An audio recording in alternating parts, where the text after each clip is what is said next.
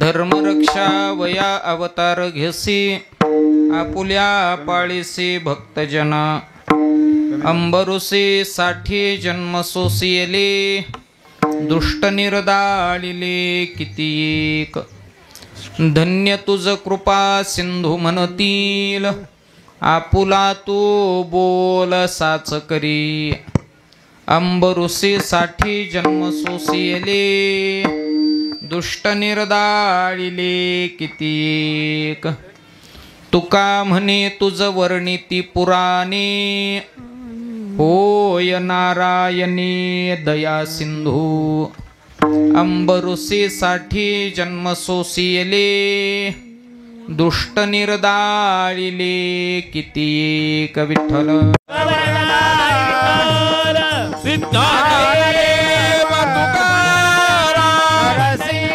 भगवान की जय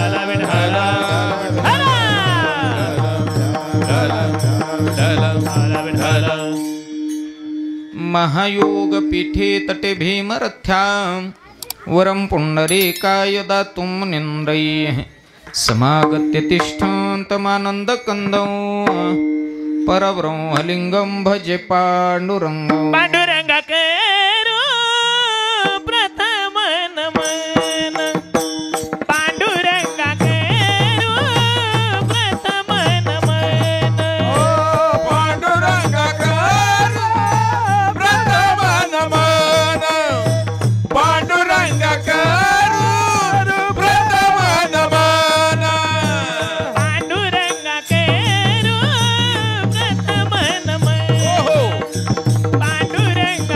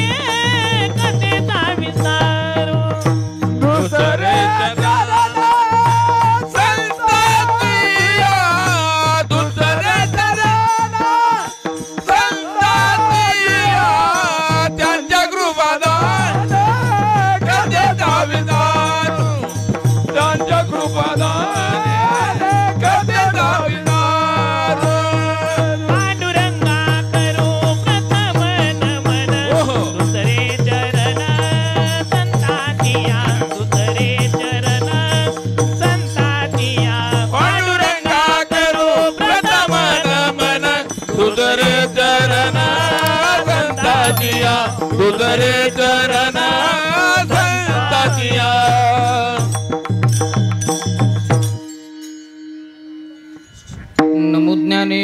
नमो ज्ञानेश्वर निवृत्ती उदारा सोपान देवा मुक्ताबाई नमो त्रिभुवन पावनी आद्यत्रय जननी देवांची जयांचे केलिया स्मरण होय सकळ विद्यांचे अधिकरण तेची वंदो श्रीचरण श्री गुरूंचे ते नमस्कारुण्य आता अभिनव वाग्विलासिनी जे चातुर्यार्थ कला कामिनी ते श्री शारदा विश्वमोहिनी नमिलिमिया ओम नमो श्यामनाथा तुम्हा प्रार्थनीया आता सेवेसी आरंभिता होतो आहे धन्य प्रताप पायाचा धन्य प्रताप पायाचा ओ धन्य प्रताप पायाचा धन्य प्रताप पायाचा धन्य प्रताप पायाचा धन्य प्रताप पायाचा धन्य प्रताप पायाचा धन्य प्रताप पायाचा माझ्या सद्गुरु रायाचा माझ्या सद्गुरु रायाचा रायाचा काय होऊत रागी त्यांचे चरणी माझे डोकी माझ्या सद्गुरु रायाचा माझ्या सद्गुरु रायाचा काय होऊत रागी त्यांचे चरणी माझी डोकी धन्य प्रताप पायाचा माझ्या सद्गुरु रायाचा काय होऊत रागी त्यांचे चरणी माझे डोकी धन्य प्रताप पायाचा माझ्या सद्गुरु रायाचा काय होऊत राही त्यांच्या चरणी माझी डोई माझी डोई माझी डोई धर्मरक्षा वया अवतार घेसी आपुल्या पाळीसी भक्तजना अंबरुसी साठी जन्म सोसियले दुष्ट निर्दाळिले किती एक प्राप्त प्रसंगी पावन दिवसी संकीर्तन रूपी सेवेसाठी निवडलेला अभंग प्रासंगिक अनुसरून भगवंताच्या अवतार कार्याचं विशेष महत्त्व प्रतिपादित करणारा 4 चरणांचा श्रीमंत श्री जगद्गुरु तुकोबारायांचा भगवंताच्या अवताराच्या प्रयोजनाचं महाराज विशेष श्रेष्ठत्व प्रतिपादित करणारा आहे. अभंगाकडे आज या संकीर्तनरूपी सेवेकडे वळण्यापूर्वी परिहार होतो असा पवित्र पावन संप्रदायातील अति श्रेष्ठ असणारे आपल्या डोंगरेवाडी नगरीमध्ये सालाबादप्रमाणे संपन्न होत असणारा भव्य दिव्य अखंड हरिनाम सप्ताह श्री संत निळोबा महाराज गाथांच्या पारायणाचा सोहळा आणि औचित्य म्हणजेच भगवान नरसिंह या अवताराचं विशेष अशा स्वरूपाचं महत्त्व प्रतिपादित करण्याच्या संबंधानं नरसिंह अवताराच्या संबंधानं हा भव्य दिव्य ज्ञानयज्ञ सोहळा वैकुंठवासी गुरुनाम गुरु बंकट स्वामी महाराज यांच्या कृपेनं माऊलीदादा महाराज चाकरवाडीकर यांच्या आशीर्वादातून समस्त ग्रामस्थ मंडळी यांच्या अनमोल अशा सहकार्यानं गावातील सर्व भजनी मंडळी टाळकरी मंडळी महाराज मंडळी या सर्वांच्या मार्गदर्शनानं नियोजनानं हा ज्ञानवर्धिनी सोहळा आणि या ज्ञानवर्धिनी सोहळ्यामध्ये आपण सर्वांच्या समोर ज्या निमित्तानं कीर्तन सप्ताहाचं आयोजन आहे त्याच औचित्याची मुख्यत्वाची सेवा माझ्याकडं मिळालेली आहे. तद्निमित्त उपस्थित सर्व आपण ज्ञानवान टाळकरी महाराज मंडळी ग्रामस्थ आहात. सर्व ज्ञानवान गुणवान असणारी सर्व बाहेरगावरून उपस्थिती दर्शविलेली मंडळी आहेत आणि गावातील सर्व महाराज मंडळी ज्यांचा नामोल्लेख व्हावा.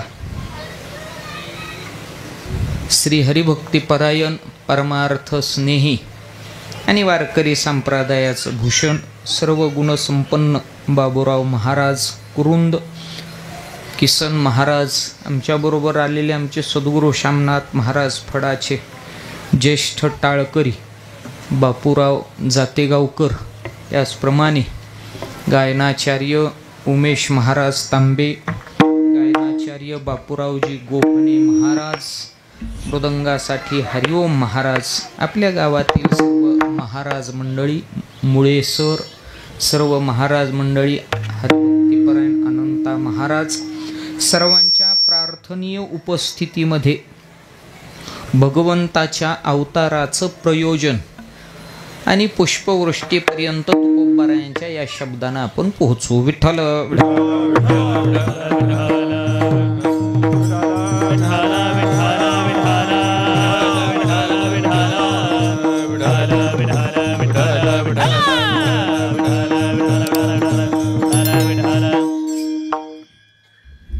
आनंददायी सोहळा आहे. थोडा गेन द्यायचा आहे फक्त.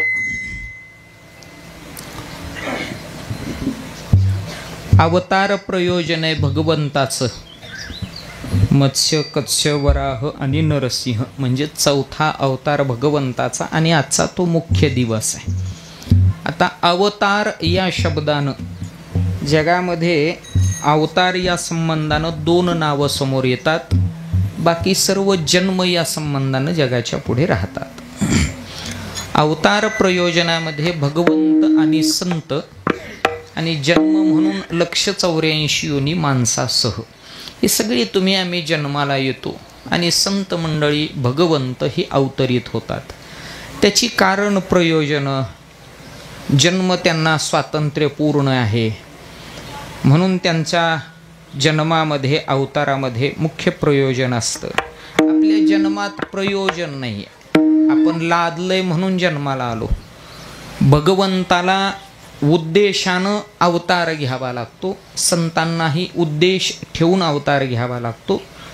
तुम्ही आम्ही जन्माला येतो म्हणजे आपण काही ठरवून जन्माला आलेलो नाही. हो, काले कुणी ठरवून इथं नाही.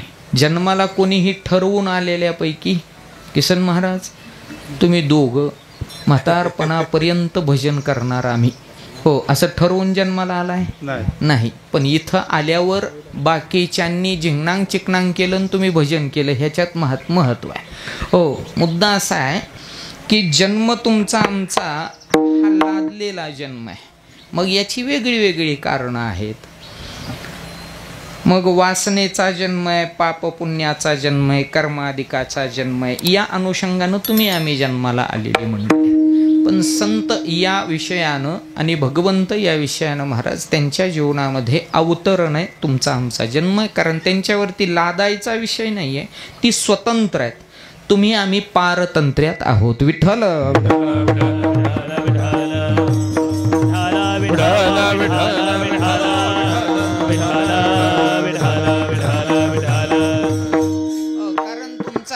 जीवन पारतंत्र्याचं आहे. जन्मामध्ये पारतंत्र्य आहे, मृत्यूमध्ये पारतंत्र्य आहे.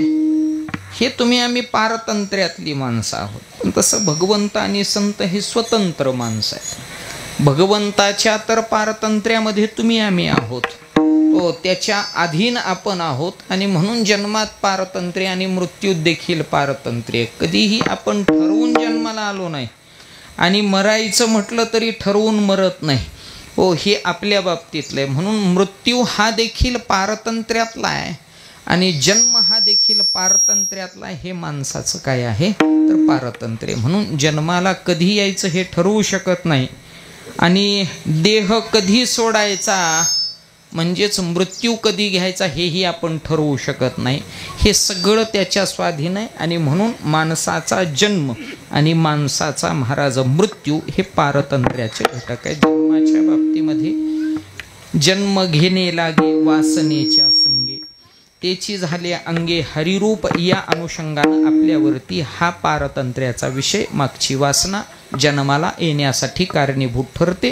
अशा पद्धतीनं जन्म पारतंत्र्यामध्ये.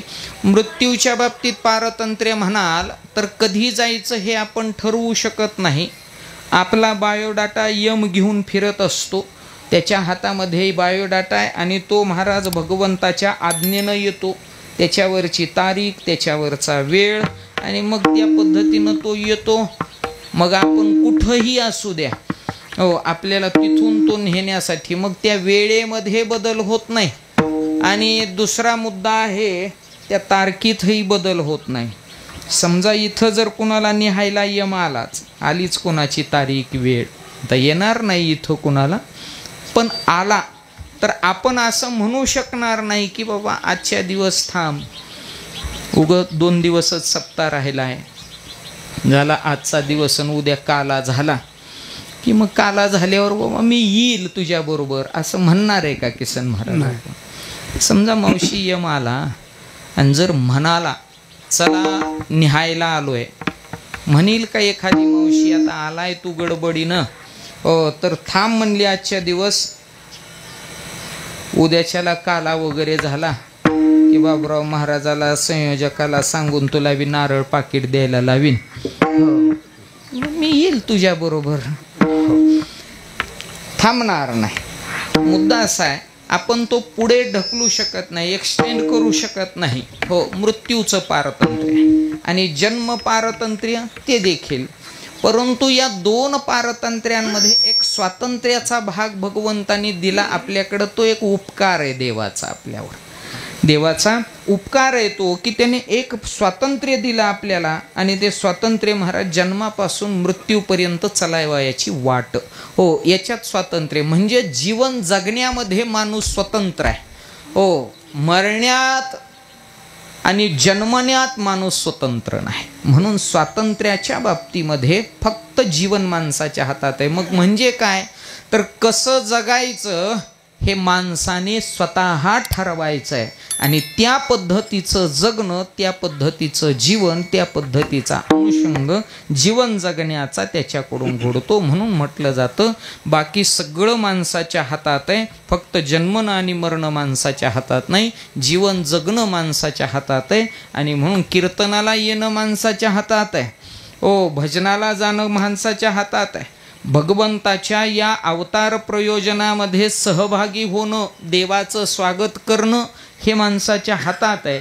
अथवा हा मंडप सोडून दुसऱ्या मंडपामध्ये देखील महाराज जाणं हे देखील माणसाच्या स्वाधीन आहे. किंवा हा देवदेव सोडून बाकीच्या देवदेवाला जाणं हे देखील माणसाच्या हातात आहे.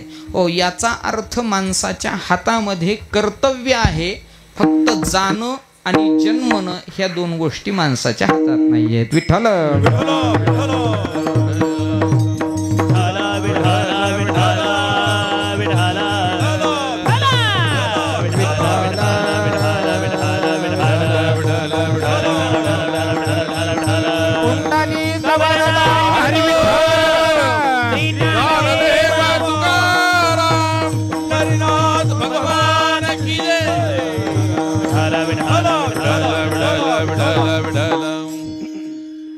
जन्माच्या बाबतीमध्ये आणि मृत्यूच्या बाबतीमध्ये, पण जन्मापासून मृत्यूपर्यंत कसं जगावं माणसाने हे मात्र ठरवलं पाहिजे. मग त्याला भक्तिप्रधान जीवन म्हणतात.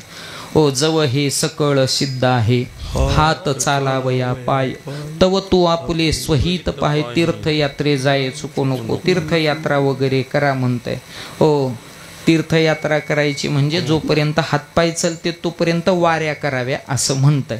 मग वाऱ्या का कराव्या, तर महाराज वारी केले की महाराज वाऱ्या होत नाही, म्हणून वारी करायला हरकत नाही. हो, लय एखाद्याला वाऱ्या व्हायला लागलं तर वारी करायची बिनधास्त. हो, आणि म्हणून वारी हा महाराज प्रयोजनाचा भाग. माणसाचे हातपाय जोपर्यंत चलते तोपर्यंत वारी करायला हरकत नाही. हातपाय बंद पडले की मग महाराज घरीच ठाईचं बैसोनी करा एक चित्त, आवडी आनंद आळवावा. पण काही जणाला चालायला येणा गेल्यावर वारीला जावं वाटतं. जोपर्यंत चलते तोपर्यंत मग पाहुण्या रावळ्याचे इकडचे तिकडचे देवदेव करण्यातच त्याचा टाईम जातो. हो, आणि जेव्हा हात पाय महाराज चलाना गेले हो की मग म्हणतो महाराज येऊ काय दिंडीत मी बी.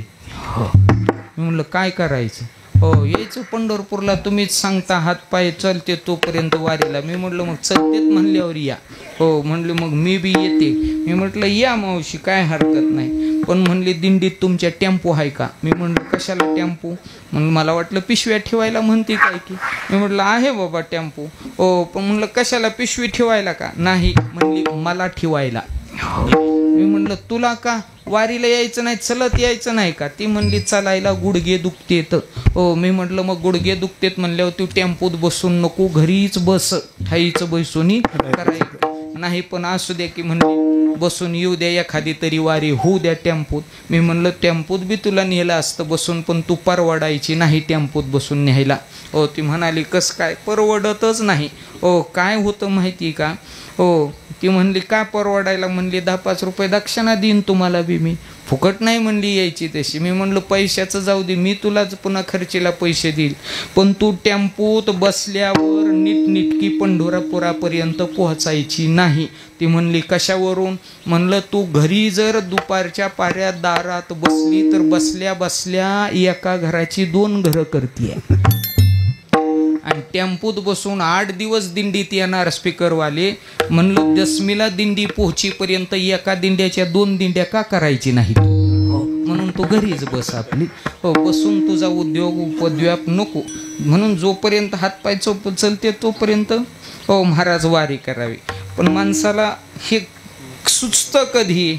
जेव्हा गात्र गलीन व्हायला लागतात, शरीर क्षीण व्हायला लागतं, मग देवाला लागतो माणूस. जोपर्यंत त्राण आहे तोपर्यंत माणूस महाराज अगदी तारुण्यामध्ये हो महाराज या अनुषंगानं तो असतो. पण एकदा का गात्र गलीन झाली की त्याला वाटतं चला इकडं देव करावा. पण देवामध्ये काय नाही. एक जणांनी पहाट ते रामदेव बाबाचा योग बघितला. माहिती ना ते रामदेव बाबा? मावशी रामदेव बाबा ऐकून बघितले ना रामदेव बाबा? त्यांनी योग असा घराघरापर्यंत पोहोचविला.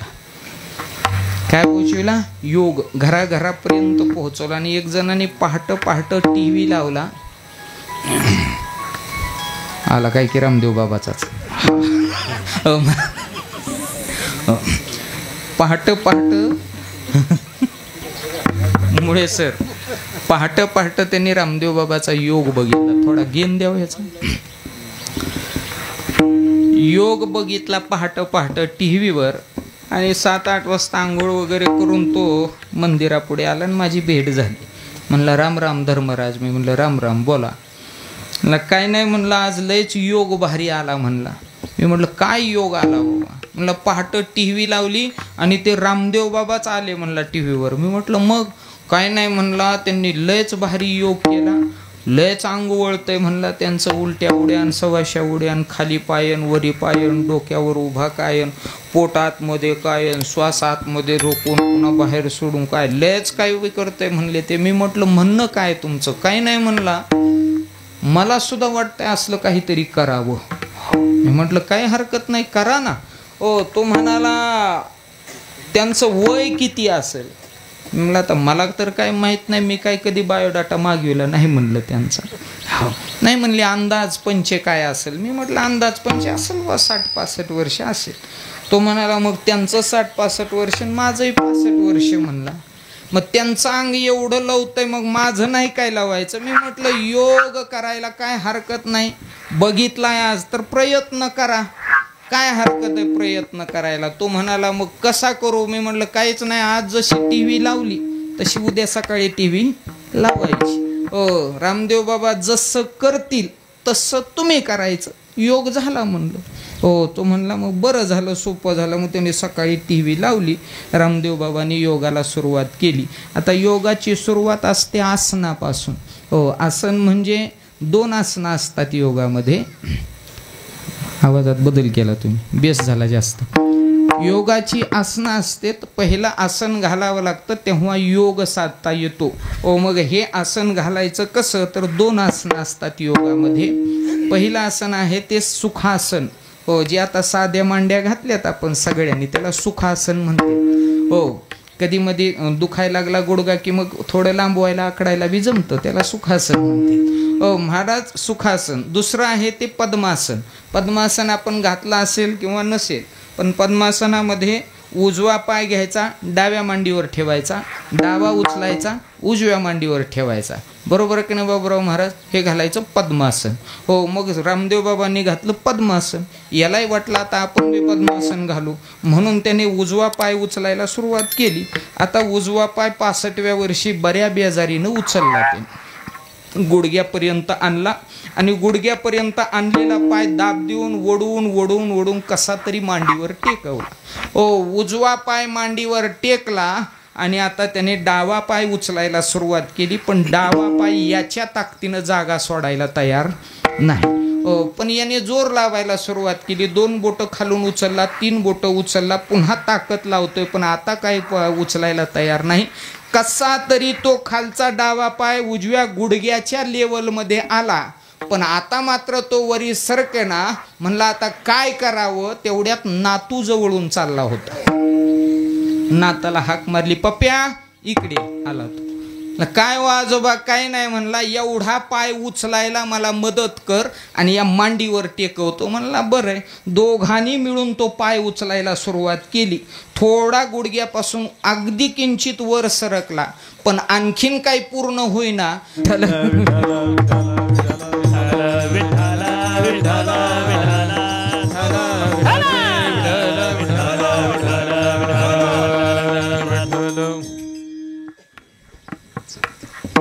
नेमकं मजाच्या टायमाला तुम्ही ऑफ करून टाक. अहो, तेवढ्याने कुठं डिझेल लगेच जळायला लागलं होतं. हो, माझ्या गाडीतलं दिलं असतं काढून.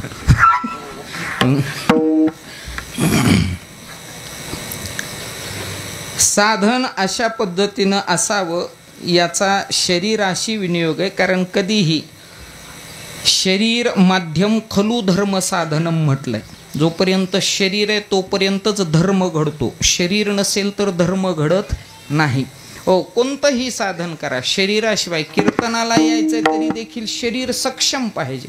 उभं राहायचंय, शरीर सक्षम पाहिजे. शरीराशिवाय कोणताच धर्म आजपर्यंत घडला नाही. ओ, म्हणून शरीर माध्यम खलु धर्म साधनम या उक्तीनं महाराज या ठिकाणी धर्म घडला पाहिजे. ओ, म्हणून शरीर प्रधान आहे. म्हणून लवकर परमार्थाचा महाराज प्रारंभ असावा, आणि जसा प्रारंभ परमार्थाचा लवकर असावा, हो, तसा महाराज शेवट देखील त्याच अनुषंगानं महाराज होतो. म्हणून मी म्हटलो की माणसाचं जीवन जगणं जे आहे ना, ते माणसाच्या स्वाधीन आहे. कसं जगावं हे माणसाला ठरवता येतं. कसं जगायचंय माणसाने ठरवलं, हो, की महाराज तो त्या पद्धतीनं जगूच शकतो, यात तीळ मात्र शंका नाही. विठ्ठल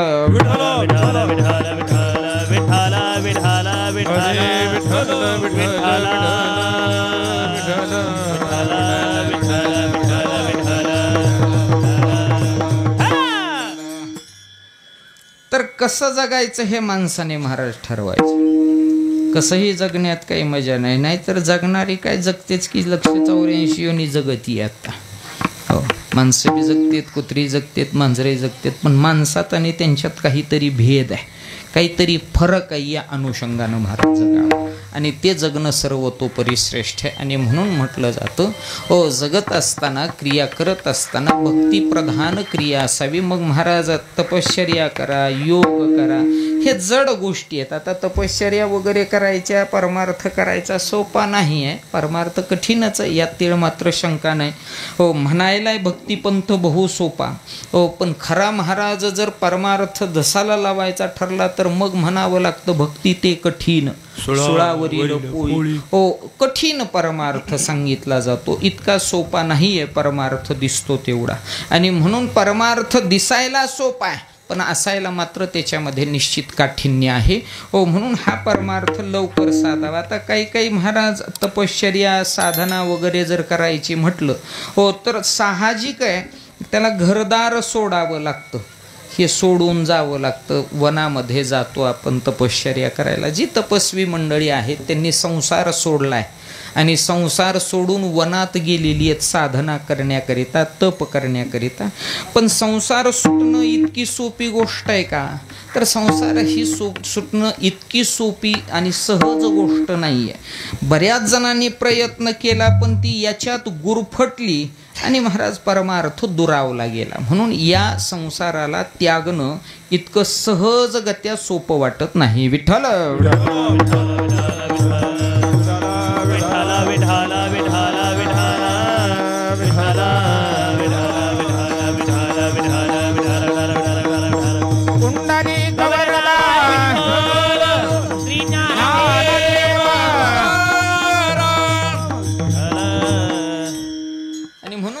सोपी गोष्ट नाही.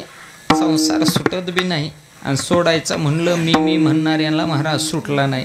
तुम्ही आम्ही सोपी गोष्ट नाही. एक म्हातारं वैतागलं होतं संसाराला. दोघा नवरा बायकोचा संसार इतका गोड संसार चालला होता. 50 वर्ष संसार केला दोघांनी. एक जीवानं संसार केला. हो, इतका एक जीवानं केला सांगू तुम्हाला. कधीच नवरा तिला मोठ्या शब्दात बोलला नाही आणि पत्नीनं कधी महाराज शब्द मालकाचा मोडला नाही. अशा पद्धतीनं गोड संसार झाला. 50 वर्ष संसार. इतकी सगळी लोक जर संसार करायचा असेल तर म्हणले यारचे बापलं काय सरूबाई सारखा आणि इठोबा सारखा करा असं म्हणायचे. असा संसार गोड होता त्यांचा. इतका गोड संसार. आणि मग असा गोड संसार चाललेला 50 वर्ष. पण काय झालं काय माहिती बाबूराव महाराज. एक दिवशी पहाट म्हातारीनं काकडा चालू केला. हो नाही ते महाराज काकड्यामध्ये शिव्या म्हाताऱ्याला चालू झाल्या. हो सप्त्यातला काकडा बंद झाला त्यांच्या काकड्यामुळं. इतक्या शिव्या दिल्या. पहाटे 5 वाजता म्हाताऱ्याला वाटलं आयुष्यभर संसार 50 वर्षाचा गोड झाला. पण आज म्हणला म्हातारीनं पहाटे शिव्या दिल्यात. म्हणला संसार आपला निष्फळ आहे. चाललो म्हणला आजपासून या घराचं तोंड बघायचं नाही, मालकिनीचं तोंड बघायचं नाही, पुन्हा गावाचं तोंड बघायचं नाही. बिचारा उठला, पंढरपूर गाठला. पंढरपुरात महाराज पोहोचला आणि एकच ठरविलं मठात उरलेलं आयुष्य घालवितो. पण म्हणला त्या गावाकडं फिरकणार नाही, त्या घराचं तोंड बघणार नाही, बायकोचं तोंड बघणार नाही. ओ एसटीतून खाली उतरला. हो म्हणला जातो आता एखाद्या मठात. हो एका मठात गेला आणि तिथं गेल्यावर महाराजाला म्हणला महाराज हो मोबाईल द्यावं जरा. हो त्यांच्याकडून मोबाईल घेतला, मालकिनीचा नंबर डायल केला. म्हणला काळजी करू नको पंढरपुरात आहे. हे संसार आहे आपला. महाराज किती काही होऊ द्या महाराज आपल्याला सुटत नाही. म्हणून परमार्थ महाराज करण्याकरिता खूप सक्षमता लागते. म्हणून सगळ्यात सोपा परमार्थ आहे नामसंकीर्तन साधन पै सोपे. जळतील पापे जन्मांतरीचे स्वल्प वाटे चला जाऊ वाचे गाऊ विठ्ठल. हो महाराज अशा पद्धतीचा सोपा परमार्थ आहे. आणि हे माणसाच्या स्वाधीनतेचं. म्हणून मी म्हटलो की माणसाचं पराधीनत्व 2 मुद्द्यानं जन्म आणि मृत्यू. आणि महाराज विशेष रूपाने जगणं हे माणसाच्या स्वाधीन आहे. तसं भगवंत आणि संत ही स्वतंत्र मंडळी आहेत. संत हा जन्मातही स्वतंत्र आहे, जगण्यातही स्वतंत्र आहे, जाण्यातही स्वतंत्र आहे. संत जन्मात स्वतंत्र आहेत. त्यांनी कधी जन्माला यायचं, कोणता अवतार घ्यायचा हे संत स्वतः ठरवू शकतात. कारण त्यांच्या मुखातले शब्द आहेत की आम्ही आलोय इथं, आम्हाला आणलं नाही, आम्हाला कुणी बळजबरीनं धाडलेलं नाही, तर आलो म्हणे तुका मी नामाचा धाड. ही स्वतः आलेली मंडळी आहेत. म्हणजे जन्म त्यांच्या काय आहे तर स्वाधीन आहे. कधी जन्माला यायचं हे त्यांनी ठरवायचं आहे. आणि मग जन्माला ही येणारी मंडळी आहेत, स्वतंत्र आहेत जन्माच्या बाबतीमध्ये. पारतंत्र्य यांच्याकडून जन्माच्या बाबतीमध्ये यांच्या बाबतीत येत नाही. आणि जर पारतंत्र्य असतं तर या जन्मापुरतंच नाही तर ते पुढच्या जन्माचं सुद्धा भाकीत आहे त्यांच्याकडं. हो की उपजून या पुढं ती येऊ. पुढच्या जन्माचं देखील भाकीत आहे की मी पुढचा सुद्धा जन्म माणसाचाच घेणार आहे. हो आणि तो जन्म घेऊन मी देवा तुझीच भक्ती साकार करणार आहे. घेईन मी जन्म याजसाठी देवा तुझी चरण सेवा. पांडुरंगा तुझे चरण सेवा. पांडुरंगा तुझे चरण सेवा. पांडुरंगा तुझे चरण सेवा. घेईन मी जन्म यासाठी देवा तुझी चरण सेवा. पांडुरंगा तुझी चरण सेवा. पांडुरंगा घेईन मी जन्म यासाठी देवा तुझी चरण सेवा. पांडुरंगा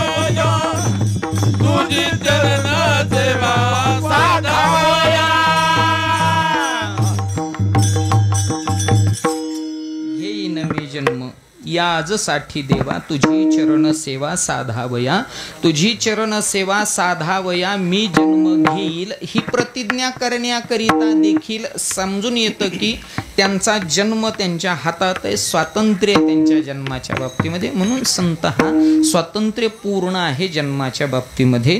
म्हटलं जातं आम्ही वैकुंठवासी आलो याची कारणाशी उद्देश ठरवलाय त्यांनी येण्याचा. त्यांच्या जन्माचा उद्देश आहे त्यांचा की मी आलो जन्माला तर मग काहीतरी माझं काम आहे, माझं काहीतरी प्रयोजन आहे आणि त्या प्रयोजनानं आम्ही जन्म घेऊ. ज्या ज्या वेळी गरज पडेल, ज्या ज्या वेळी आमची महाराज जगामध्ये गरज असेल त्या त्यावेळी आम्ही जन्माला येणार आहोत. ही गरज या ठिकाणी संतांनी दाखवून दिली आहे आणि त्या गरजेपोटी संत मंडळी महाराज इथं भूतलावरती स्वतःहून ठरवून जन्माला येतात. आणि म्हणून ही संत मालिका जन्माला येत असताना स्वातंत्र्य पूर्ण आहे. बरं, मृत्यूच्या बाबतीमध्ये तर मृत्यूच्या बाबतीमध्ये देखील स्वतंत्र आहेत. मी मग म्हणलो आपल्याला मृत्यू पारतंत्र्यातला आहे. कधीही काळ आला की लगेच निघावं लागतं. उगच म्हटलं का घडोघडी काळ वाट याची पाहे, अजूनही किती आहे अवकाश. महाराज आपल्याला काळ वाट पाहतो म्हणून आपण कधी जावं हे आपल्या स्वाधीन नाही आहे. पण साधू याच्यावरती काळाचा अंकुश यत्किंचित नाही आहे. नव्हे असं म्हणा, काळानं यांच्याकडं पाहण्याची जरी बिशाद केली तरी संत मंडळी म्हणतात आम्ही त्याला गुलाम केलेला आहे. गुलाम आमच्या दारात तो चाकरी करतोय. काळ गुलाम सलाम करी तुकया घरी राम. महाराज म्हणतात नुसता चाकरी नाही, लय काळाने शहाणपणा केला तर आमचा पाय त्यांच्या माथ्यावर. काळ खाय आम्ही माता दिला पाय, आम्ही माता दिला पाय, आम्ही माता दिला पाय. ओ जगा काळ काय आम्ही माता दिला पाय, आम्ही माता दिला पाय, आम्ही माता दिला पाय. जगात खाय काळ आम्ही माता दिला पाय. ओ जगा काळ काय आम्ही माता दिला पाय. जगा काळ खाय आम्ही माता दिला पाय, आम्ही माता दिला पाय, आम्ही माता दिला पाय.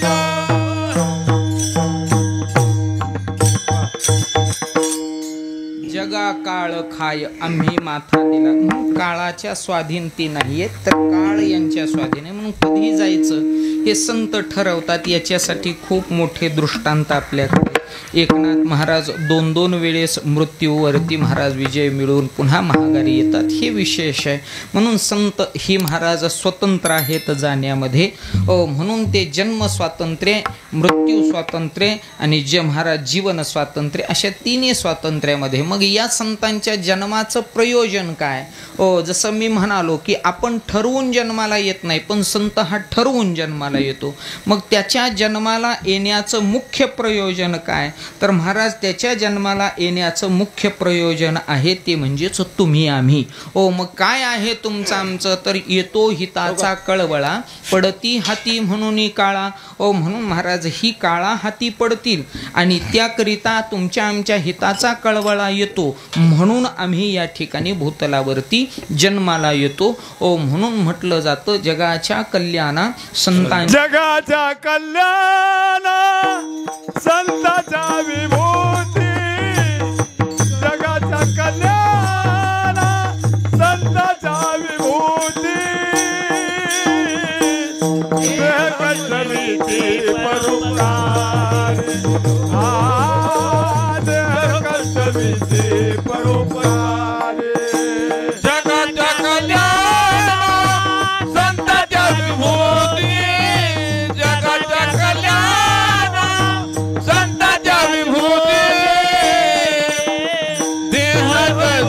मिळते परोपकारे ओ देह कस मिळते परोपकारे परोपकारे परोपकारे. तर या अनुषंगानं संतांच्या येण्याचं प्रयोजन आहे. तुम्ही आम्ही अवतार तुम्हा धराया कारण उद्धराया जन जलजीव म्हणून संतांच्या येण्याला जन्मण्याला जन्म न म्हणता अवतार म्हटलं गेलं.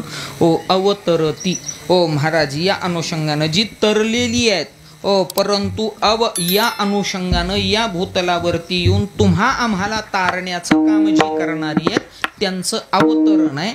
आणि भोगण्याकरिता यायचं आहे ते म्हणजेच जन्म आहे. म्हणून साधू संत मंडळींचं अवतरण आहे. म्हणून म्हटलं जातं ब्रह्ममूर्ती संत जगी अवतरले उद्धराया आले दीनजना. असे ब्रह्ममूर्ती असणारे संत जगी अवतरित झाले. म्हणून संतांचा जन्म नाहीये तर अवतार आहे, कारण त्यांचा उद्देश ठरलेला आहे. म्हणून संत उद्देशानं जन्माला येतात. त्यांचा उद्देश आहे महाराज धर्माचे पालन करणे पाखंड खंड. काय उद्देश आहे तर महाराज तुमचा आमचा सांभाळ व्हावा, तुम्ही आम्ही काळाच्या हातात पडू नये, तुम्ही आम्ही भक्ती मार्गानं चालावं. काय उद्देश आहे तुमचा आमचा महाराज निश्चित उद्धार व्हावा. तुमच्या आमच्या जीवनाला एक वेगळी अशी योग्य अशी दिशा प्राप्त व्हावी. काय संतांच्या अवताराचं प्रयोजन आहे तर महाराज तुम्हा आम्हाला हा धर्म ज्ञात व्हावा याकरिता संत महाराज तुमच्या आमच्यापाशी येतात. मग महाराज या संतांच्या संबंधाने धर्म तुम्हा आम्हाला कळतो, ते धर्माचं प्रसारण करतात. बीज वाढवावे नाम. जगामध्ये हा विस्तार करणं हे संतांचं काय आहे तर कारण आहे. आणि म्हणून धर्म प्रसारित करणं हा संतांचा मुख्य प्रयोजन भाग आहे. मग एखादा म्हणेल धर्माच्या प्रसारणाची गरज आहे का तर धर्म प्रसारित होणं ही तितकाच गरजेचं आहे जेवढा धर्म स्थापन करणं गरजेचं आहे. धर्म जर प्रसारित झाला नाही तर ते धर्म लोकाला माहीत होणार नाही. आजच्या काळात सगळ्यांना कळतंय प्रसार ॲडव्हर्टाईज किती गरजेची आहे. ॲडव्हर्टाईज सर किती गरजेची आहे. ॲडव्हर्टाईज शिवाय आजच्या काळामध्ये किंमत नाही आहे. म्हणून ॲडव्हर्टाईज खूप गरजेची आहे. तसं आपल्या धर्माची सुद्धा ॲडव्हर्टाईज होणं गरजेचं आहे. म्हणून तर जाहिरात छापायची आहे, व्हॉट्सअपवर पाठवायची आहे, स्टेटस ठेवायचं आहे, फेसबुकला अपलोड करायची आहे. जाहिराती महाराज गावगाव जाऊन भजनी मंडळाला द्यायच्यात, गावकऱ्यांना द्यायच्यात. या बाबा आमच्या इथं कार्यक्रम आहे का तर हा धर्म प्रसार होणं गरजेचं आहे. नाहीतर आपला आपण करायचं ना आपला आपणच घरी बसायचं याचा उपयोग नाही. कोणतंही धार्मिक कार्य जसं मी म्हणतो एखादा उद्योग व्यवसाय जर चालू करायचा असेल तर त्याचं सुद्धा ओपनिंग केलं जातं.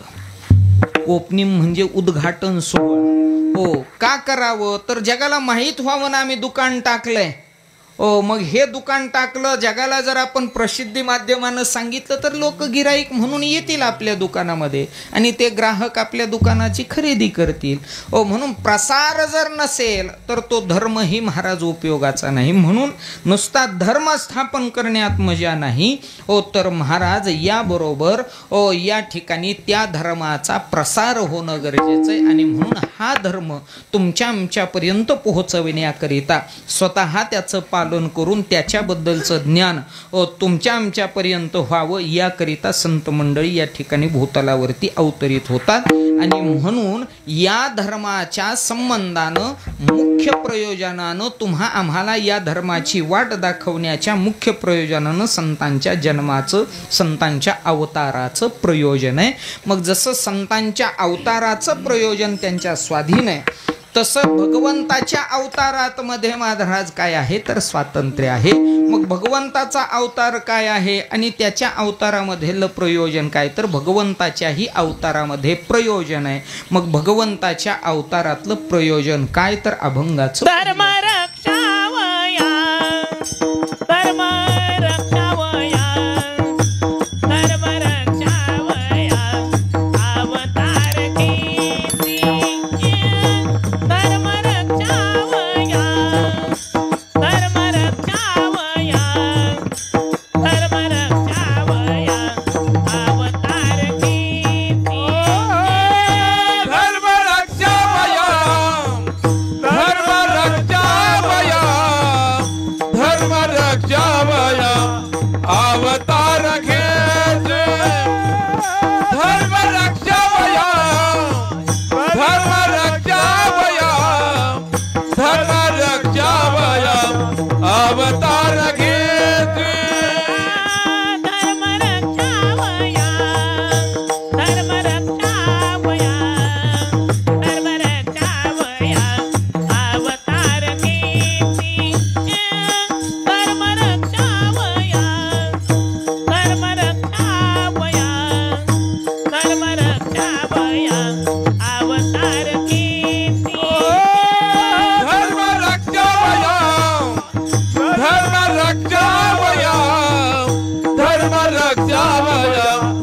अवतार घेते धर्म रक्षावया धर्म रक्षावया धर्म रक्षावया अवतार घेते आपुल्या पाळीची भक्त जना आपुल्या पाळीची भक्त जना आंबरुतीसाठी आंबरुतीसाठी आंबरुतीसाठी जन्म सोसिएले आंबरुतीसाठी आंबरुतीसाठी आंबरुतीसाठी जन्म सोसिएले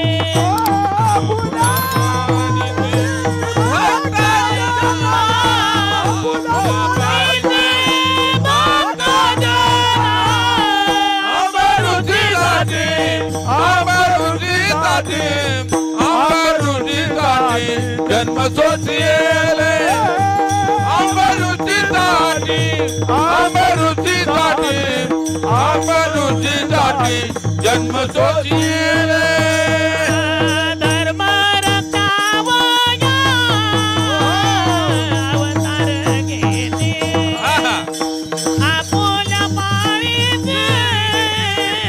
आपुल्या पाळीचे भक्त जना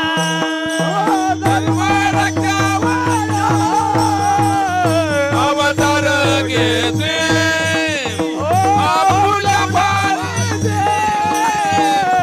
आपुल्या पाळीचे भक्त जना भक्त जना तर अवतार प्रयोजन भगवंताचं हे आहे. जसं संत अवतार प्रयोजन तुमचं आमचं प्रयोजन नाही आहे, संतांच्या येण्याचं प्रयोजन आहे, तसं भगवंताच्या देखील येण्याचं प्रयोजन आहे. मग काय अवताराचं प्रयोजन आहे तर धर्मरक्षावया अवतार घेसी आपुल्या पाळीशी भक्तजना याकरिता भगवंताच्या अवताराचं प्रयोजन आहे. म्हणून भगवंत स्वतः येतात कशाकरिता धर्माचं रक्षण करण्याकरिता. मग एखादा आहे तुका म्हणे वा. धर्म संस्थापन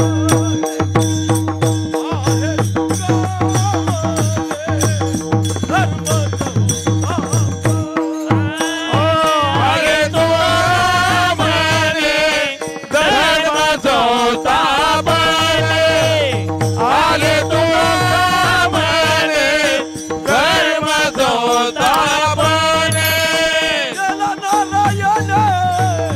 अवतार केला नारायणे अवतार केला नारायणे अवतार केला नारायणे अवतार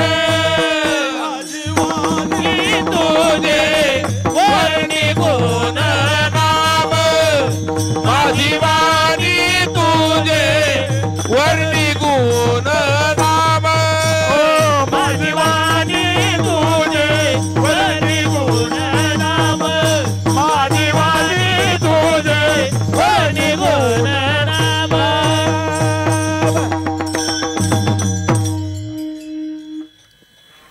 आहे तुका म्हणे धर्म संस्थापने केला नारायणे अवतार. या न्यायानं धर्म या संबंधानं देवाच्या येण्याचं मुख्य प्रयोजन किंवा भगवंत गीतेमध्ये सांगतात यदा यदा हि धर्मस्य ग्लानिही भवति भारत अभ्युत्थानम अधर्मस्य तदात्मानं सृजाम्यहम.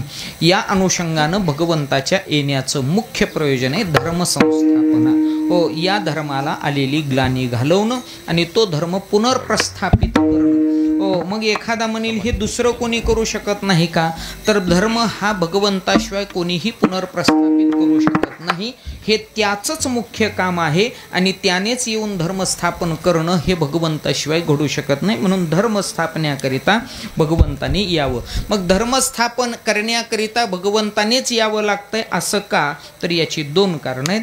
धर्म मोडखळीत का आलाय हे पाहावं लागेल आणि हा धर्म पुनर्प्रस्थापित करण्याची गरज का पडली आहे हे पाहावं लागेल. आणि ते पाहिल्यानंतर याच्यासाठीचा मुख्य सूत्रधार जो महाराज मोडखळीत धर्म का आलाय तेही सोडवू शकतो आणि धर्म पुनर्प्रस्थापित करू शकतो, हे महाराज कोण सांभाळू शकतो, याच्यासाठीचा मुख्य दुवा कोण आहे, श्रेष्ठ कोण आहे, त्याच्या अनुषंगानं महाराज श्रेष्ठत्व कोणाकडे हे पाहूनच मग भगवंत अवतरित होतो. म्हणून धर्म मोडखळीस आलाय, पण का आलाय तर त्याचं कारण असं आहे महाराज, अधर्मी लोकांचा संचार जेव्हा वाढायला लागतो त्यावेळेस अधर्म बळावला हो की धर्मावरती काय होतो, आघात होतो. आणि धर्मावरती आघात होतो म्हणजे काय नेमकं हो, धर्म म्हणजे तरी काय हो, तर धर्म म्हणजे काय हो, तर महाराज जे भगवत सदृश कार्यप्रणाली आहे तो नामधर्म आहे हो. जसं आता हे कीर्तन चाललंय, तुम्ही ऐकताय, आपण सगळी एका धर्मछताखाली आहोत, हाच धर्म आहे. आणि या धर्माला बंद पाडण्याचं काम जी करतायत त्यांच्यामुळे धर्माला काय होऊ लागली, ग्लानी होऊ लागली. म्हणजेच काय तर महाराज इथपर्यंत घडू लागलं की ज्याने धर्म ह्या प्रस्थापित केलाय त्याचंच नाव मुखात येऊ नये याचं प्रयोजन आखलं जाऊ लागलं. आणि मग भगवंताला दोन कामं ठरवून येतात, जी धर्मावरती अन्याय करतायत, जी धर्म मोडून काढतायत अशा अधर्म्यांना संपवणं याकरिता, आणि धर्म जी सांभाळतायत त्यांचा सांभाळ करण्याकरिता भगवंताच्या शब्दाने परित्राणाय साधूनां विनाशाय च दुष्कृतां धर्म संस्थापनार्थाय संभवामी युगे युगे भक्ता राखे पायापाशी दुर्जनाशी संहारी. या न्यायानं भगवंत महाराज मग धर्म बुडवण्याचं, धर्म प्रसार कार्य थांबवण्याचं, धर्मावरती ग्लानी आणण्याचं आणि हा धर्म जी सांभाळतायत त्यांना संपवण्याचं काम जी दुष्ट अधर्मी हो, ज्यांना आपल्या सोप्या भाषेत राक्षस म्हणू अशांचा नायनाट करणं, याकरिता महाराज भगवंताचे काय आहेत तर अवतार आहेत. म्हणून तो संपवण्याकरिता, दुर्जन संपवण्याकरिता भगवंताचा अवतार. मग असे कोणते अवतार तर भगवंताने भरपूर अवतार घेतले, त्याच्यात 9 अवतार झाले हो महाराज. इथून पुढे 10वा अवतार होईल हो. मत्स्य, कत्स्य, वराह, नरसिंह, वामन, परशुराम, रामकृष्ण हो, बौद्ध आणि शेवट कलंकी इथपर्यंत आपल्याला अवतार प्रयोजन भगवंताचं सांगता येतं हो. मग महाराज ज्या अवतारामध्ये प्रत्येक अवताराचा एक मुख्य महाराज प्रवाह केंद्रबिंदू ठरला, तसं आज ज्या अवताराचं प्रयोजन आहे ते म्हणजेच नरसिंह अवतार हो. मग महाराज या नरसिंह अवताराचं प्रयोजन काय, कशासाठी नरसिंह अवतार धारण करावा लागला आणि हा कितवा अवतार आहे नरसिंह अवतार तर हा महाराज आहे 4था अवतार. या अवताराचं प्रयोजन मुख्य म्हणजे काय आहे भगवंताच्या येण्याचं तर महाराज सर्वांना ज्ञात आहे. नरसिंह अवताराच्या संबंधानं हो सगळ्यात महत्वाचा भाग भगवंताचा तो म्हणजेच हिरण्यकश्यपूचा वध आणि भक्त महाराज प्रल्हादाचं रक्षण आणि हा धर्म महाराज पुनर्प्रस्थापित करणं याचं प्रयोजन. म्हणून महाराज धर्म रक्षावया अवतार घेसी आपुल्या पाळीसी भक्तजना. विठ्ठल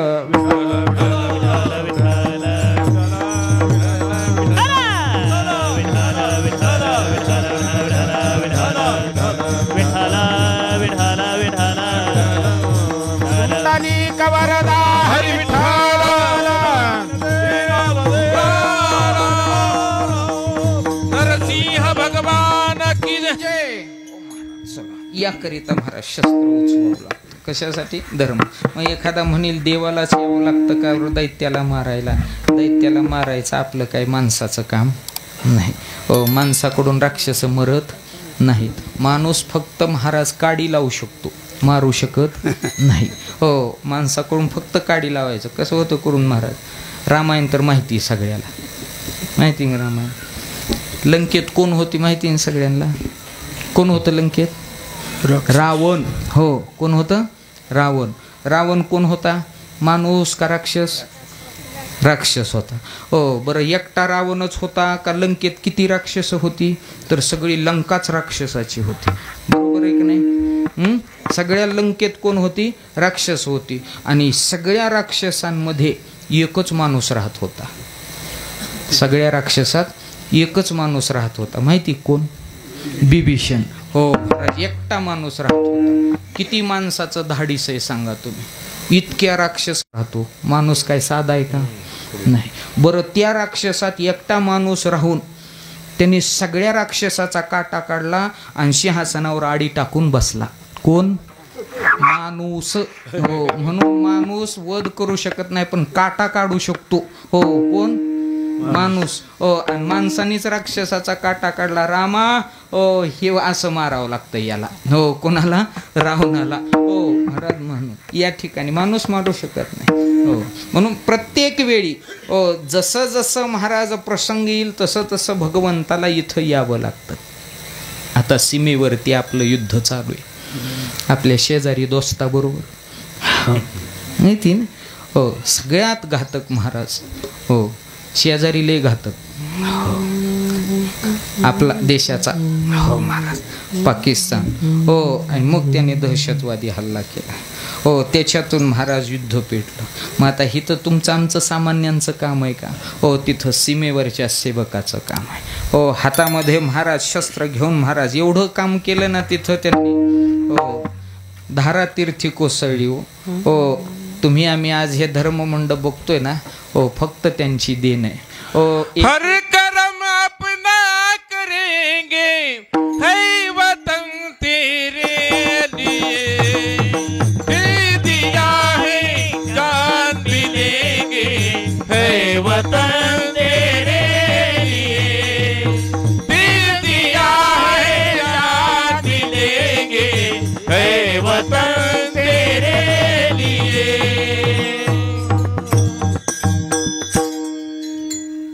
या अनुषंगानं त्यांनी महाराज शरीर तिथं एका गोळी महाराज छातीवरती झेलली आहे आणि रक्त सांडून तुम्हा आम्हाला संरक्षित केलंय. एक एक प्रसंग महाराज पाहण्यासारखा, अनुभवण्यासारखा, शिकण्यासारखा. काय ते तुमच्या आमच्यासाठी करतायत. जीवनामध्ये घर जेव्हा एकेकाला सोडावं लागलं ना, आता आपण पाहिलं टी व्हीवरती, एका फौजीनं सुट्टीला आल्यानंतर नुसता फोन आल्या आल्या घरची परिस्थिती काय याचा न विचार करता लगेच महाराज बॉर्डरवर गेले. बरं, जात असताना मस्तकाचं कुंकू पुसून गेलेली आहेत घरच्यांच्या, कारण महागारी येण्याची शक्यता माझी नाही का.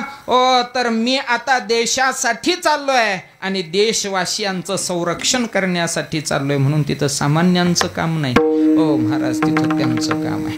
हो, तिथं त्यांनी शूराने लढावं. हो, नुसती पुरुषच नाही महाराज, हो मुली देखील. तिथं 2 स्त्रिया आहेत बघा, एक कमांडर आहे.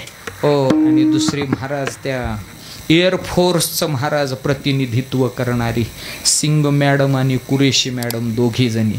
हो, काय श्रेष्ठत्व महाराज त्या महिलांचं. हो, किती कौतुक करावं. अहो महाराज, वाघिणी आहेत ते आपल्यासाठी, आज वाघिणी आहे. हो, त्यांनी काय श्रेष्ठत्व दाखवून दिलं महाराज. असे महिला, आज तुम्ही कुठं महिला कमी नाही आहे. आजच्या काळामध्ये खूप मोठं काम केलंय महाराज महिलांनी. किती सांगता येईल उदाहरणं आपल्याला.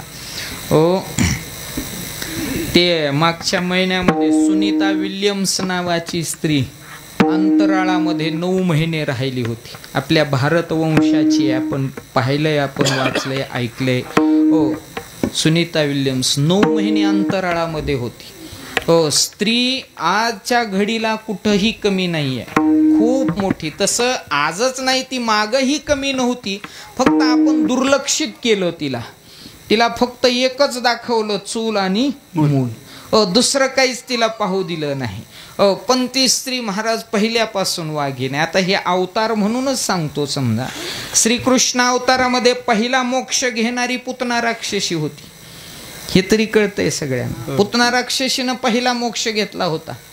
हो, पहिला मोक्ष घेणारी पुतना राक्षसी आहे. किती श्रेष्ठ आहे. एका त्या अवतारामध्ये एका गड्याची टाप झाली नाही महाराज, पैजेचा विडा कृष्णाचा उचलण्याची. एका गड्याची टाप झाली नाही. तिथं स्त्री उभी राहिली आणि कृष्णाला संपवण्याचा पैजेचा विडा उचलला, ती मोक्षपदाला मिळाली.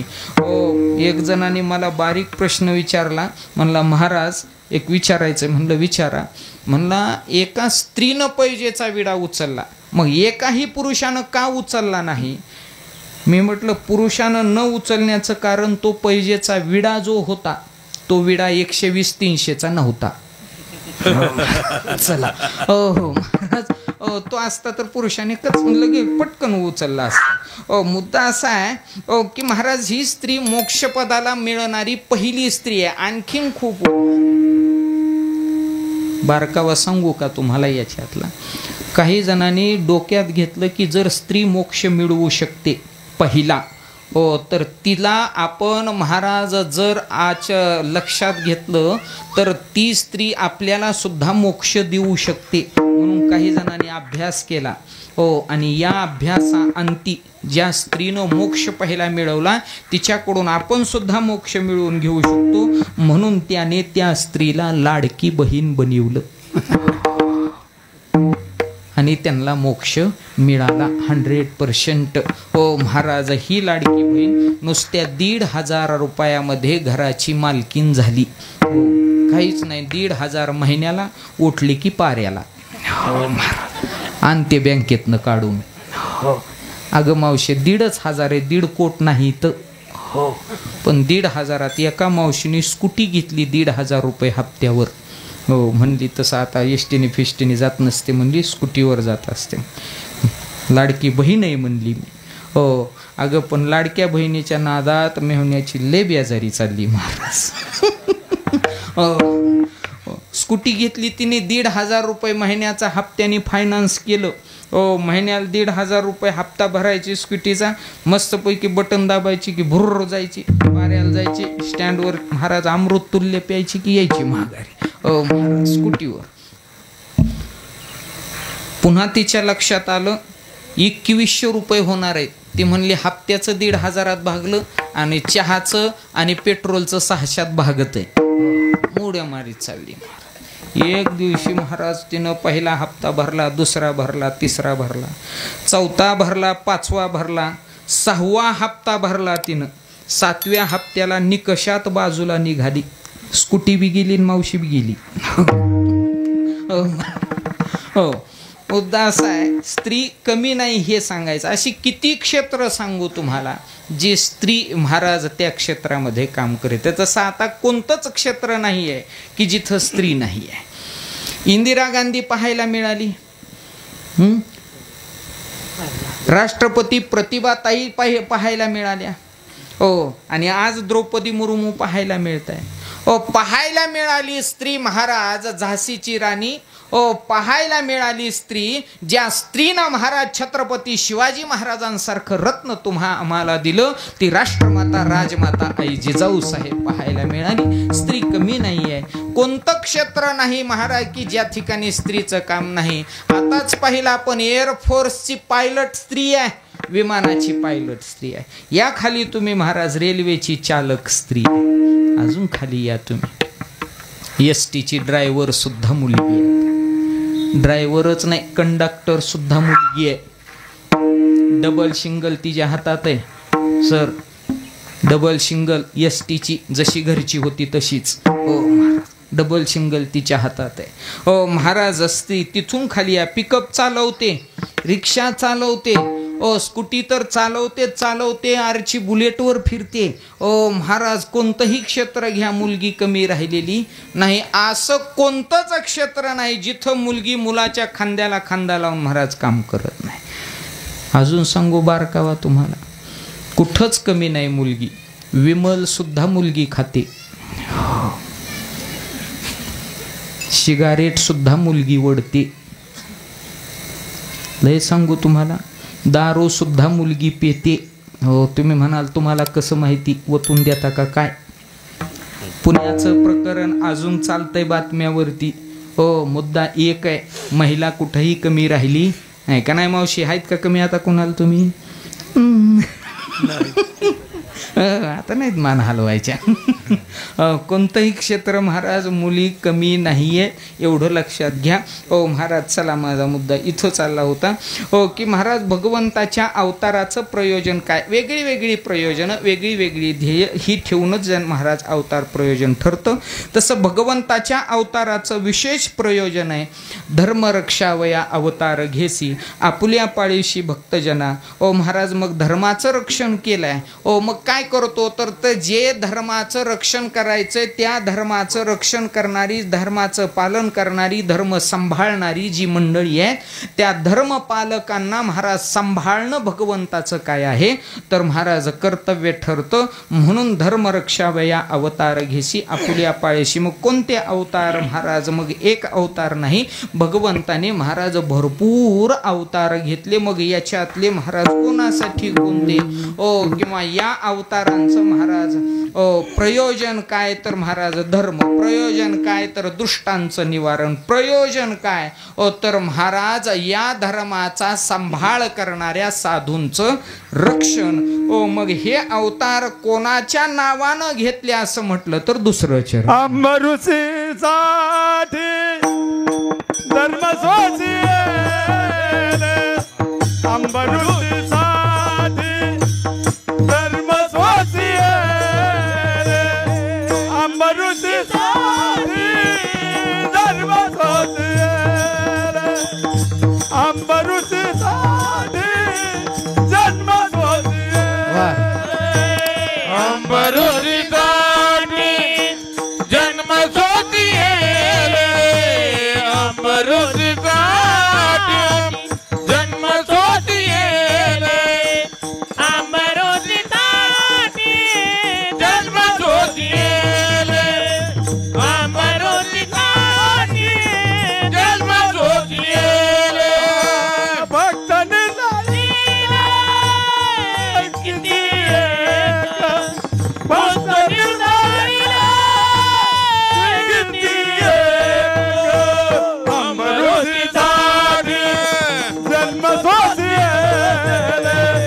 अंबरुसीसाठी जन्म अंबरुसीसाठी जन्म अंबरुसीसाठी जन्म अंबरुसीसाठी जन्म किती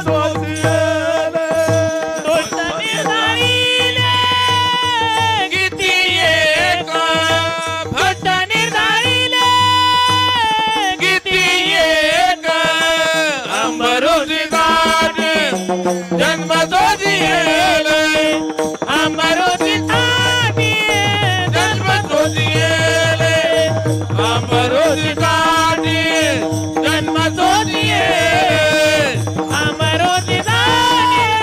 जन्म सोचिए अंबरुसीसाठी जन्म सोचिए भक्त निर्धारिले किती एक भक्त निर्धारिले अंबरुसीसाठी जन्म भक्त निर्धारिले किती एक भक्त निर्धारिले किती एक किती एक किती एक अंबऋषीसाठी जन्म सोसिएले दुष्ट निर्दाळिले किती एक, एक ना दोन महाराज अशा दुष्टांचा दीदी असे मुठभर दे एक जणीच्या हातात, ते 5-6 जणीला देतात जवळ. हा असं कर, दे बोलायचं नाही. हा द्या आता 7-10 जणीला तिथं उग थोडं थोडं द्या. हा खार घालायचा नाही त्याचा लय घेऊन. हा कुठं बी हावरेपणा करू नये. द्या सगळ्यांना पूर्ण असं. महाग द्यायच्यात. महाग आहेत का फुलं आणखीन? सगळ्याला पुरतील असे थोडे थोडे दी दीदी.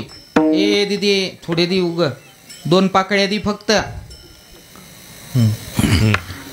अंबऋषीसाठी जन्म सोसिएले दृष्ट निर्दाळिले किती एक विठोबार कुमारी विठोबार कुमारी विठोबार कुमार विठोबार कुमार विठोबार कुमार विठोबार कुमार विठोबार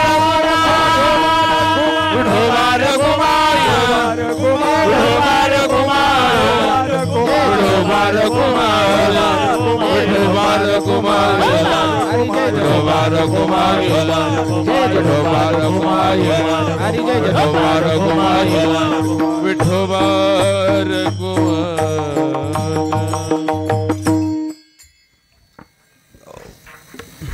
आज या ठिकाणी मुख्यत्वे करून भगवंताच्या अवतार प्रयोजनाच्या संबंधानं म्हणजेच चौथा अवतार भगवंताचा नरसिंह अवतार प्रयोजन या अवताराचं काय, तर हिरण्यकश्यपू नावाचा दैत्य, 2 दैत्य 2 भाऊ हिरण्याक्ष आणि हिरण्यकश्यपू.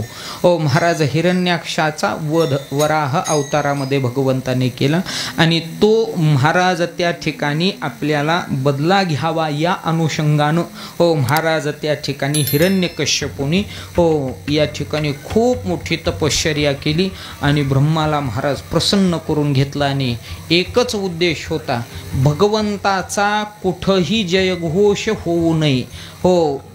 आणि म्हणून विष्णू भगवंतावरती त्याची महाराज अगदी महाराज त्याची दुष्ट वृत्ती होती आणि म्हणून हिरण्यकश्यपूने खूप मोठी तपश्चर्या केली. ब्रह्माजींकडून वरदान मिळवून घेतलं आणि वरदान सामान्य नव्हतं, अमरत्वाचं वरदान होतं आणि अमरत्वाच्या वरदानाला त्याने एक आयाम दिला की कोणत्याच बाजूनी कोणीच माझा मृत्यू करू शकणार नाही, अशा पद्धतीचं त्याचं काय होतं तर ठरलेलं होतं. मग त्याच्यातलं त्याने वरदान मागत असताना मला अमरत्व मिळावं असं म्हटल्यानंतर अमरत्व या शब्दावरती भगवंत ब्रह्मदेव म्हणतात नाही, म्हणले मला मृत्यू येऊ नये. मग त्याने महाराज ह्या मृत्यूची व्याख्या अशी बनवली की मला दिवसा नको रात्री नको, मला महाराज मनुष्याच्या पशुच्या हातानेही मृत्यू नको, खाली नको वरती नको, अशा पद्धतीनं जिथं मृत्यू सक्षम होणारच नाही तिथं त्याने ती वरदानं मागून घेतली. आणि मग त्या हिरण्यकश्यपूचा अत्याचार जगामध्ये खूप वाढला, दैत्यांचा राजा म्हणून प्रस्थापित झाला, इंद्राला देखील हरवणारा महाराज हिरण्यकश्यपू ठरला. आणि याच्या पोटी महाराज रत्न आलं जन्माला, त्याचं नाव होतं प्रल्हाद. कयादूच्या पोटी आलेलं जन्माला प्रल्हाद. आणि हा जन्मताच भक्त असल्या कारणाने फक्त आणि फक्त भगवंताचं नाव घेणं, विष्णूच्या नावाचा जप करणं एवढंच त्याच्याकडून कार्य. परंतु हिरण्यकश्यपूचं ब्रीद होतं, नाव घेऊन येदी देवाचे हे ब्रीद हिरण्यकश्यपूचे, अशा पद्धतीचं त्याचं काय होतं तर ब्रीद होतं. आणि म्हणून हे ब्रीद वाक्य त्याने सगळ्यांवरती लादलं. एकानंही देवाचं नाव घ्यायचं नाही, मग नाव माझं घ्यायचं. आणि म्हणून सगळ्यांना मारा, जो देवाचं नाव घेईल त्याचा शिरच्छेद होत होता.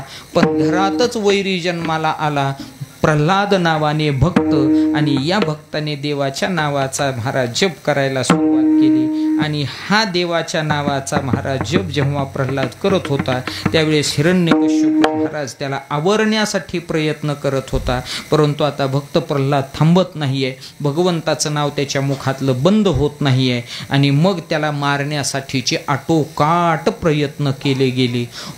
मग एवढे प्रयत्न, मग होलिका दहन असेल, उकळत्या तेलामध्ये असेल, उंच कड्यावरून ढकलून देण्यामध्ये असेल, असे प्रयत्नांती महाराज जिथं जिथं त्याच्यावरती त्याला संपवण्याचे प्रयत्न केले तिथं तिथं भगवंत उभे राहिले.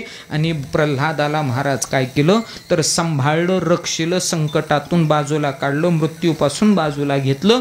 एवढं महाराज भगवंताने केलं. आणि शेवटी हातबल झालेला हिरण्यकश्यपू एक दिवशी म्हणतोय, तुझ्या भगवंताचं सारखं नाव घेतोय, हा नेमका भगवंत आहे तरी कुठं? आणि मग प्रल्हाद म्हणतायत की कुठं नाही भगवंत, एक जागा नाहीये की जिथं भगवंत नाहीये. ते म्हणाले पण आहे कुठं? म्हणला आहे वनमाळी. आपलं वेळ टाइम झालाय, 6:45चा टाइम. आणि मग महाराज त्याने विचारलं, तू म्हणतोय ना सगळीकडे आहे, मग ही सगळी जागा कुठे? तर म्हणला कुठंही आहे. म्हणले कुठंही? तर म्हणले इथं या खांबात आहे का? आणि मग खांबात आहे का म्हटल्यानंतर भक्त प्रल्हाद म्हणतो हो. आणि मग त्या खांबावरती लाथ मारली आणि महाराज नरसिंह अवतार त्या ठिकाणी प्रगट झाला. आणि त्याला उंबऱ्यामध्ये बसून मांडीवरती घेऊन जो नर आणि महाराज पशु अशा 2 महाराज अवतारांचं संमिश्रण करून महाराज शस्त्रानं नाही, अस्त्रानं नाही, तर नखानं त्याला संपवला. असा हा महाराज त्या ठिकाणी नरसिंह अवतार. आजच्या दिवसाचं प्रयोजन आणि अगदी ती वेळ आपली पुष्पवृष्टीची चर्चा भगवंताच्या आगमनाची झालेली आहे. यानंतर महाराज माऊलीचं भजन घेऊ. माऊलीचं भजन झालं की अभंग म्हणून सर्वांनी पुष्पवृष्टी करायची. ज्ञानेश्वर माऊली सामनाथ एकनाथ बोला. दुर्जन तो